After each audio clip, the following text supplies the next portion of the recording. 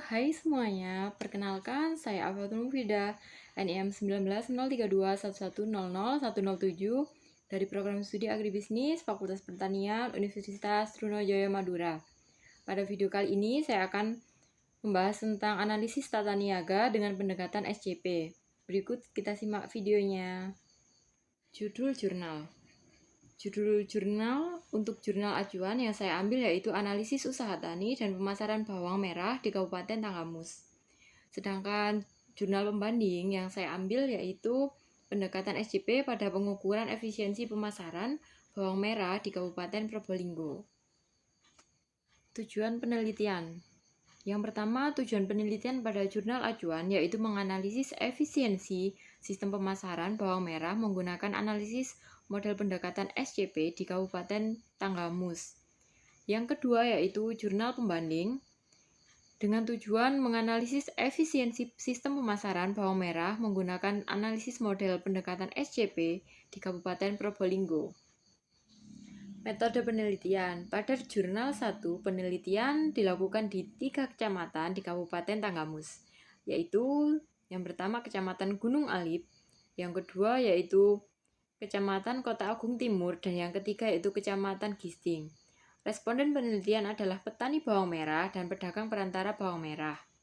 Populasi penelitian bawang merah adalah sebanyak 35 orang dan responden pedagang pengumpul adalah sebanyak 4 orang dan pedagang pengecer sebanyak 12 orang, sehingga sampel ditentukan secara sensus. Analisis yang digunakan yaitu struktur pasar, perilaku pasar, dan keragaan pasar. Baik, selanjutnya yaitu metode penelitian pada jurnal kedua sebagai jurnal pembanding. Penelitian dilakukan di Desa Biado, Kulon, Kecamatan Tenggalasiwalan, Kabupaten Probolinggo. Jumlah sampel yang ditetapkan pada penelitian ini sebanyak 50 orang petani. Analisis yang digunakan yaitu analisis struktur pasar, analisis perilaku pasar, dan analisis kinerja pasar.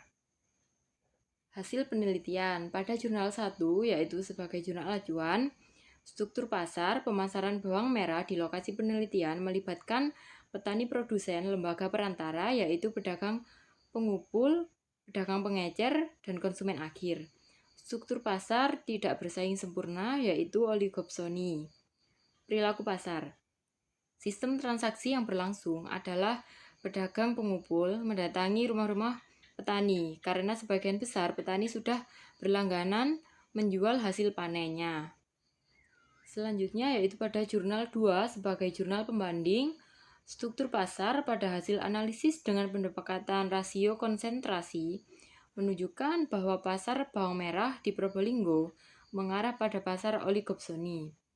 Perilaku pasar, pedagang bawang merah tidak melakukan aktivitas promosi secara langsung dan petani mengenal para pedagang dari mulut ke mulut secara alamiah untuk kemudian membentuk saluran pemasaran seperti yang telah diuraikan tadi.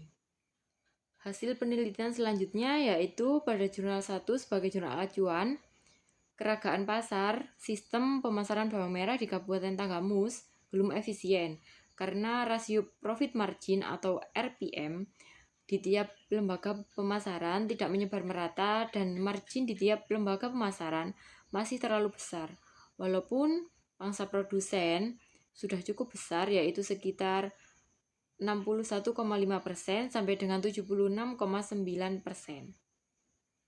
Kemudian pada jurnal pembanding yang kedua yaitu kinerja pasar, analisis struktur biaya margin dan keuntungan usaha tani bawang merah dapat dikemukakan bahwa luasan 0,2 hektar, total biaya usaha hampir mencapai 4,2 juta, lebih separuhnya merupakan biaya bibit, sementara itu biaya pasca panen mencapai lebih dari 700.000, yang sebagian besar merupakan biaya tenaga kerja, sehingga total biaya per kilogram mencapai lebih dari 1.200.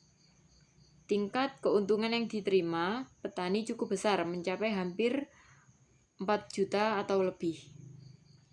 Baiklah, dengan begitu dapat disimpulkan bahwa sistem pemasaran di Kabupaten Tanggamus dan di Kabupaten Probolinggo sama-sama belum efisien.